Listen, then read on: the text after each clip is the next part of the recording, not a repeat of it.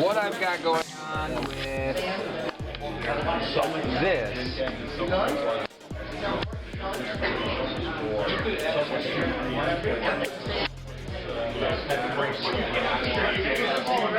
is, oh sorry, what I've got going on here is I'm connected using this 8266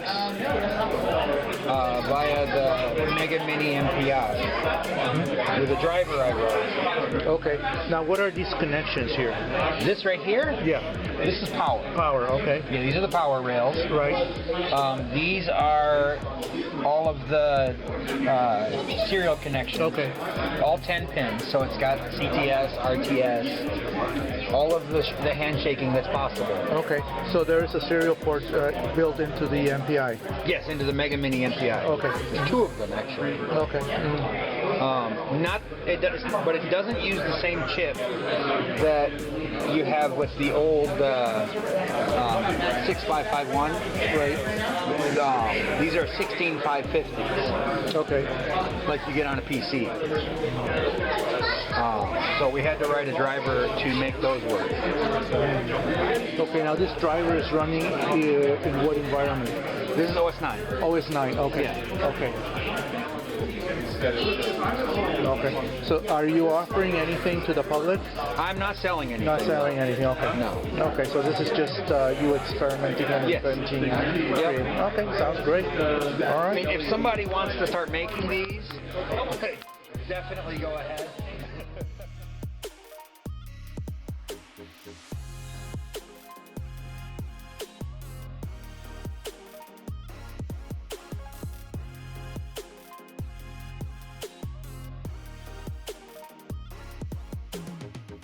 This is Rick Adams, and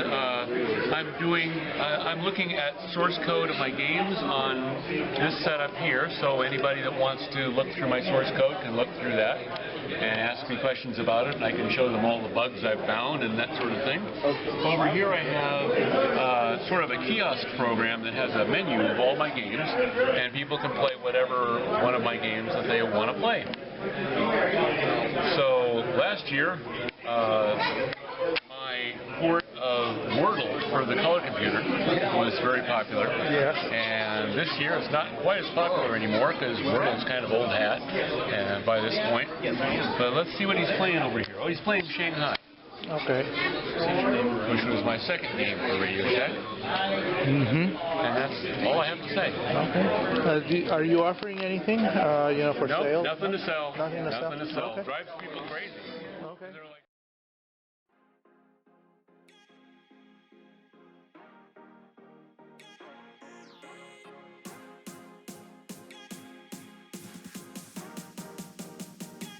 we have here is, well, just right in front here is just me doing some coding with some bugs in it, which I haven't found yet.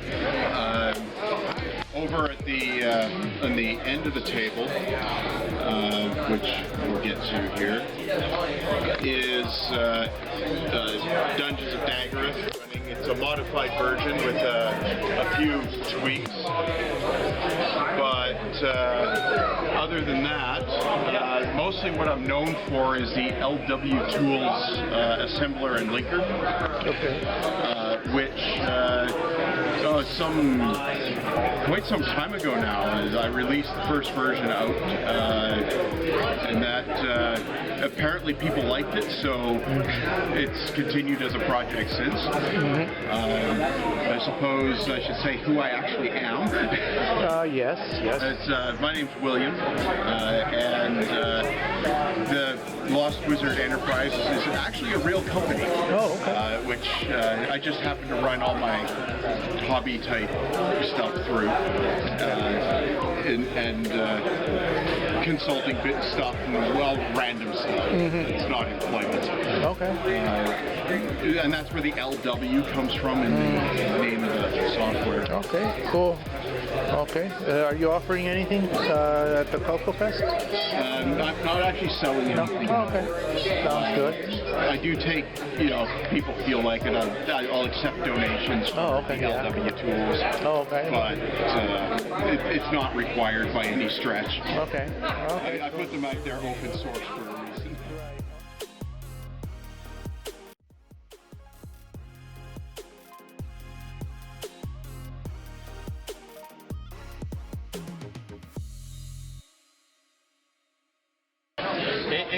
I think you might be right, because I know the 2068 is a American market version of the Spectrum. Yes, and you can get a Spectrum ROM for this. There's a door that opens up, putting in a ROM. Mm-hmm. It's right here. And you can slip in a ROM so it'll run a Spectrum code. Cool. Very cool. And Logical runs on that. Yep. So I was able to get a 2068 in the auction last.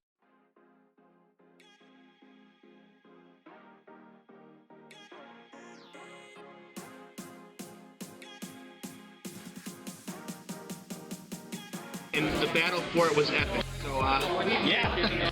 I paid quite a bit, and now I see like 5 of them in there this year, and it's like, maybe I didn't need to pay so much for that. But that's how it goes.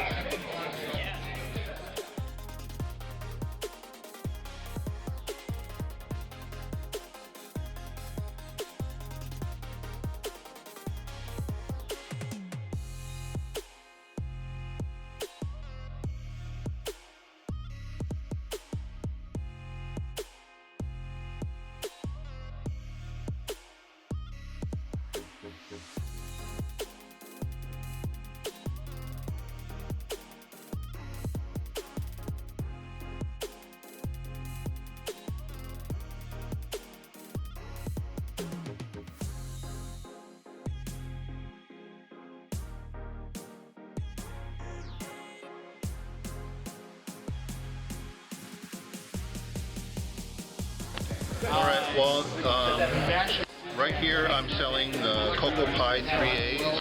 I take this case that John Strong designed, and I populate it out with a Raspberry. These have a Raspberry Pi 3A in there and all the cables. So it comes with everything. It comes with the SD card, the mouse, the keyboard, and a power supply. And so that's my contribution to the CoCoFEST. This is what happens if you leave a case in the car when it's really hot outside. So this is my little distortion case. I'm going to try to, maybe around 8 o'clock, I might try to work on that. And then I got the Studio-Matic over here. That's an old COVID demo, totally hands-free, COVID-safe. That's my little world over here. Okay, perfect. Just your name, so. Eric Cudson. Okay, all right.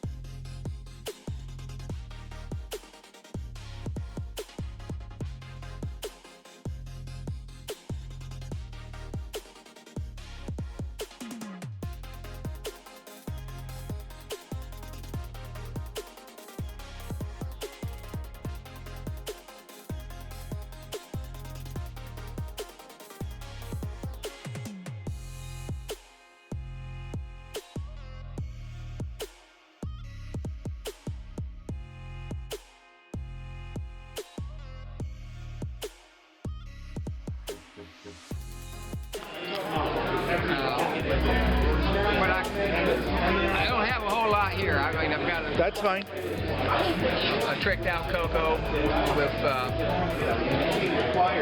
512K RAM, running also the FP. I can't remember what it's called. Yeah, FPGA. Thank you. Color computer, or whatever. Yeah. I have I'm running off the bottom of it. Has the analog, so I can run the joystick on it if I wanted to. The other one is just there for dress. It works. It's just on top. I have this also, again. Yeah, the SDC. Okay. SDC. As well as a couple disk drives. Flash drive? This is a flash drive here with some of the games on it, depending on how I move the multi-pack. This, I don't know. It's a Coco 4. I don't know what's in it. I'm going to give it to, oh my God. He's drawing blanks everywhere. That guy way over there against the wall. Okay, that's fine. And he's going to open it up and see what I got in it.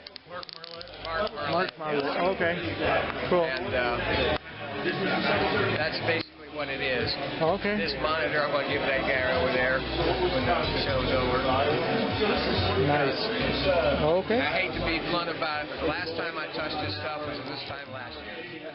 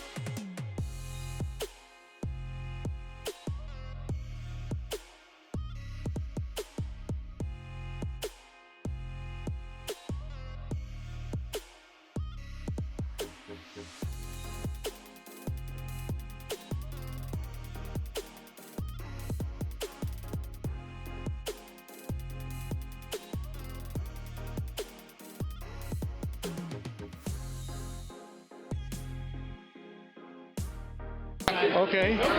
And this is my Coco 3 Baby AT repack.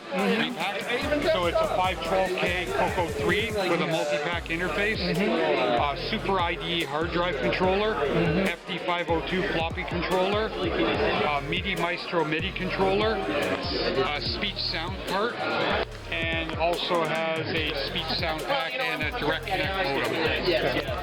Now, did you build this yourself from scratch? No, we won this at an auction. Last year, I think. Yeah, I remember. So but it still had all the vintage parts in it, so we replaced it with more modern parts. Okay.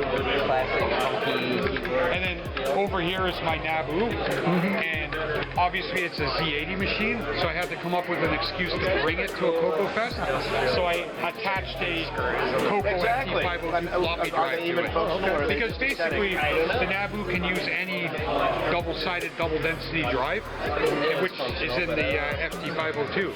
So it doesn't. The Naboo doesn't care the name on the badge, right, on the case. So. Okay. And then it's just loading cycles like it would have from the internet.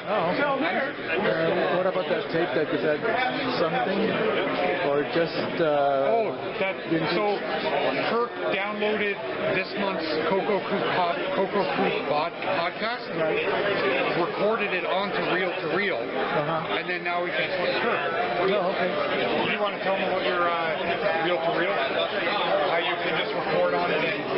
It's playing the latest episode of the CoCoFEST broadcast. Okay. I found it locally and I couldn't say no to it. I collect reel-to-reels. Right. It's a great one. Okay. Works well. Okay, that's very nice. Now, are you guys brothers, father, son, cousins, uncles? What? He's my dad. Oh, dad. Okay. Okay. He's just a young version of me. Yeah. All right. Well, thank you very much. Nice to see you again.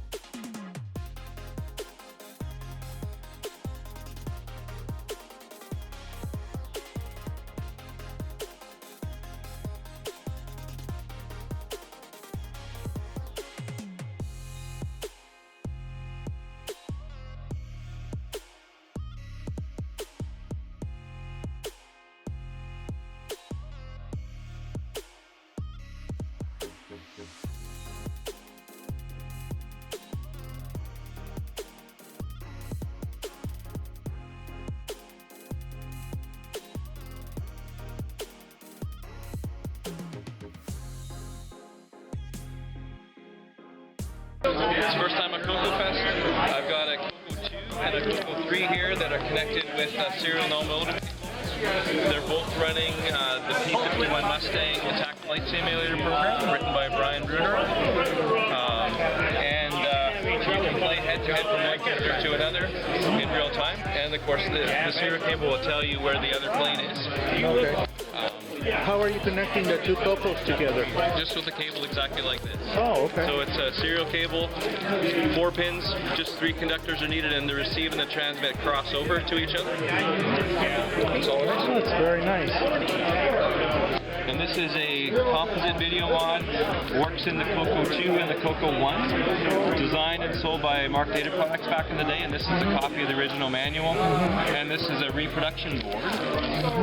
Tom Dunk posted about it on Facebook a while back. This is his board design. Oh, okay. And I just had PCBWay manufacture them using his same design, and just included a few of the other PCs you need to build it. Okay. And that can be installed right inside your Coco 1 like this. Okay. Do you need to remove anything? You don't have to take anything out. Okay. There's the only soldering required is to assemble the board itself. Otherwise, you're just clipping on to different parts of the Coco. Okay. I see it. So it's a very easy install. RF modulator is still in there, so you can run either RF or the composite at the same time, and kind of compare back and forth. Okay. Which one of these is it? That's the where is it? Right at the top. The UVD replica is that one. Oh, okay. Only 3 available. Okay. It actually sold 1, so there's 2 left now. There's 2 left. Yeah. So gotta edit that. Okay.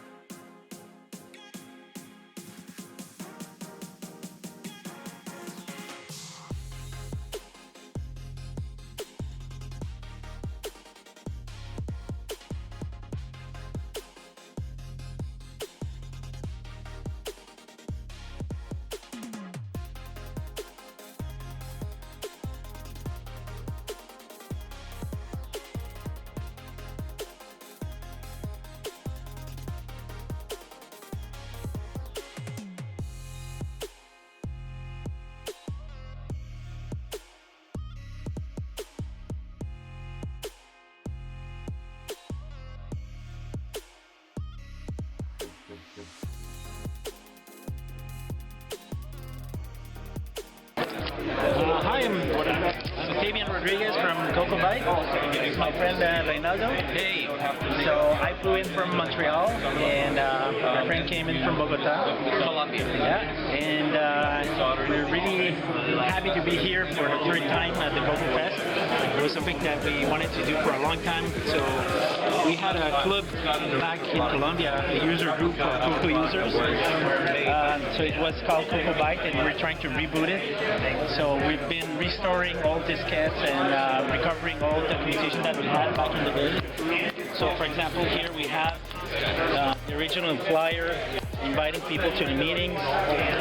We have some letterhead for our newsletter, and we used to have a registration form for our club and rules for whoever would join the club. This is me back in 1988, and I was 15, 16 years old, and I had a business card at the time. I thought those were my parents. My dad was the one that bought my first color computer, and so in Colombia it was very difficult to get the Rainbow magazine, so we used to just make photocopies of magazines that we could get, and I would write to all these people in other clubs to share and trade software. So this is one of the original lists of software that we had, and the reason you see check marks here is people would get this list, they would choose whatever they wanted, send it back to us, and then we would trade and send diskettes back and forth. And yeah, so these are the things that bring us together today as a community to remember how it was done and how hard it was. If you're complaining today that your internet is slow, then you have to think about how people did things 30 years ago. And today we're kind of bridging a new gap because we built a Wi-Fi modem. It's something pretty useful and common in the community. And This thing here will bridge the serial port from the computer to the internet, and by having a Wi-Fi connection, you can actually connect from the internet to this system that is 35 years old, and then from the computer you have a bulletin board system, and that's how people would connect initially before the internet. So yeah, today we're showing up this system that we restored. This is a few things that we're selling. So usually people come here and have a table to share and trade either old software, old hardware, diskettes. This is what we call the new old stock. So it's something that is still shrink wrapped and in new condition and pretty good condition inside, but it's aged like maybe 30-35 years. It's been away somewhere, and yeah, having a ton of fun. And of course we are just having fun recreating some of the logos, printing stuff, stickers, and it's a big fun party here with other people, and yeah, that's what we do. So we hope to be sharing more and be here next year too.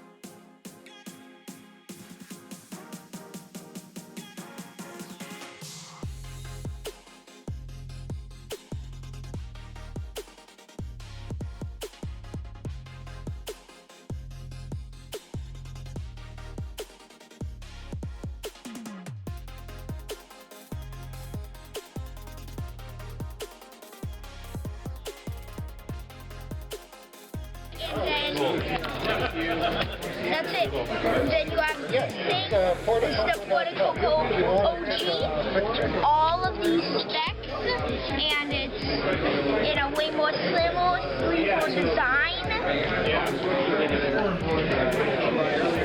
It's like a laptop. So what this is doing, it's running your Coco off your drill battery. That's your Ryobi drill. Okay. Your Ryobi drill pack. So whenever you buy drills from Home Depot, you buy Eddie, you have your weed whacker at home. So we have all kinds of those batteries. So what it's taking is taking your computer and it's making it portable. Okay. So what you do is you take out your AC transformer, right? Put it off to the side. There's a pepper board that's been created that converts your Coco to DC power. Okay. So that allows you to run it off batteries. Okay. So we've created, and there's all different versions of it, we created an adapter that just snaps on and screws onto your case, but without making any holes. Okay. It uses all the vent holes. So you snap it on, you plug in the two wires, you have your monitor, you're on it. Okay. How are you connecting then the battery to the inside of the Coco? That's this. That's this here, right here? That's it. That's it. Black and white. Okay. That's a quick connect to make it simpler so you don't have to even solder. Okay. So on your Coco on the board, there's a socket. Oh, That's from your wall converter into your Coco. You're pulling that socket out. Each one has a little different socket. The Coco 3s have like a 3 special. So what you can do is you can snip it off. You pop in the black here, the red here, you snap it in. Okay. You close up the case, you're done. This is a stock Coco, so it has a RF cord. when you buy a monitor that will work with RF, it has to be a TV. And the TVs all come with batteries. Okay. So therefore, it's running off the battery of your TV, and the computer is running off that. Now, if you've modified your CoCo in any way to have composite or to have your VGA, CoCo VGA, you can get a regular monitor. Okay. The regular monitor, this example, Charlie's added CoCo TV, so it actually has HDMI output. So from the HDMI output, it's actually driving both. Okay. There's no wires. Now, what does the kit include? The kit, so that would be here. The kit would include everything except the batteries and the monitor. And the monitor. Does it include this? Yep. So there's different monitors depending on what you want to do. That will be kind of the custom part. You'll tell us what kind of monitor you're buying. Okay. So like this version has standardized holes. Okay. So you would have this adapter. So now this one was more custom to that TV. So we designed all this, we built it, and then we printed them. Now, how easy is it to get these small composite monitors? Amazon. Yeah? You hit one button, and it's at your door 2 days later. Oh, like all of these are from Amazon. Okay. This one was $80. And then the final piece was this one. So this was solving Charlie's problems of going outside with his computer. Right. This is the one that solved my problem. My problem is I have a home office and I don't have a lot of space. So you need wires. You got lots of wires. Right. You don't have one wire. This, he keeps putting on Whirlybird. This is running your computer. Your computer's there. You control everything. Okay. So what's going on here is it converts the RGB. There's a board in here that converts your RGB to HDMI. Then you have a signal, your typical one you have in a laptop, that sends it to the receiver. That's it. Now, what kind of receiver is that? Is that for the HDMI? Yeah, that's for the HDMI. It comes with the sender. Oh, okay, and the receiver. So again, you would buy that right off Amazon. Inside this computer, there's now 2 USB ports. Okay. So one powers the sender, the other powers the converter. That's very nice. And then finally, when you're at home and you don't want to use battery, where it was wire free, it's now a power CoCo, because this plugs into your wall. Oh, okay. This is a 12-volt regular power, and you can also plug it into your car, cigarette lighter, and you can run one of these while you're driving. Okay, well, maybe the passenger can do that. I know. So okay. Okay, Kelly, you're going to say this. What is your name? Mark. Mark. Okay, Salvador? Salvador, nice to meet you. All right. If you're interested in...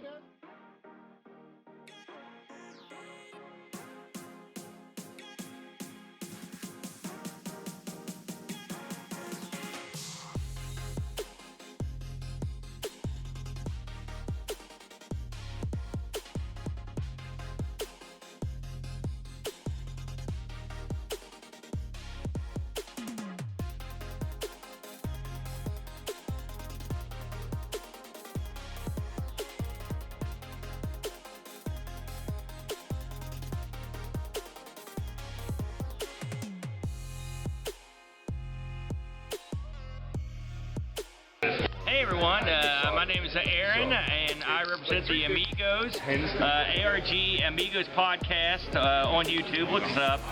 And we are here at CoCoFEST 2023 with a few things we brought.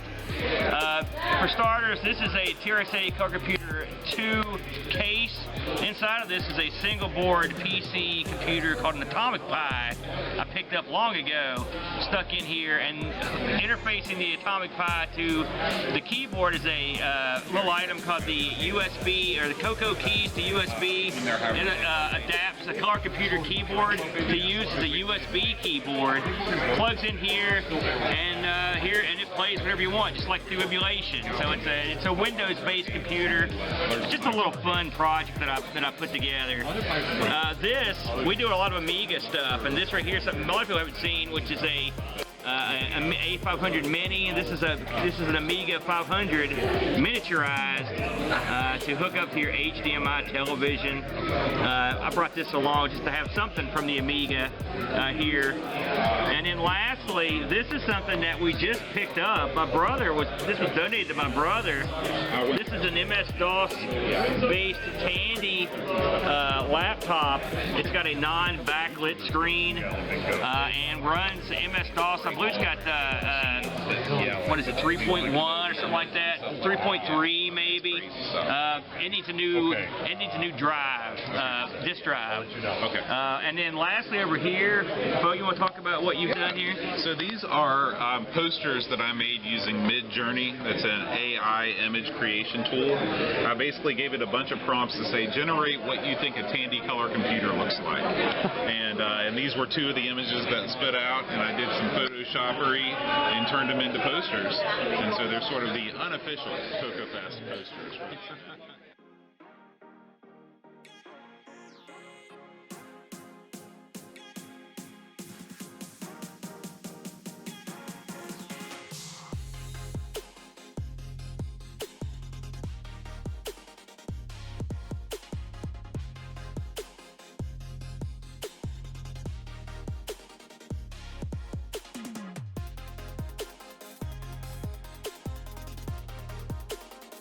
Madison, basically as the author of Contras. Here's the original source code for the Contras, my original math, drawing, and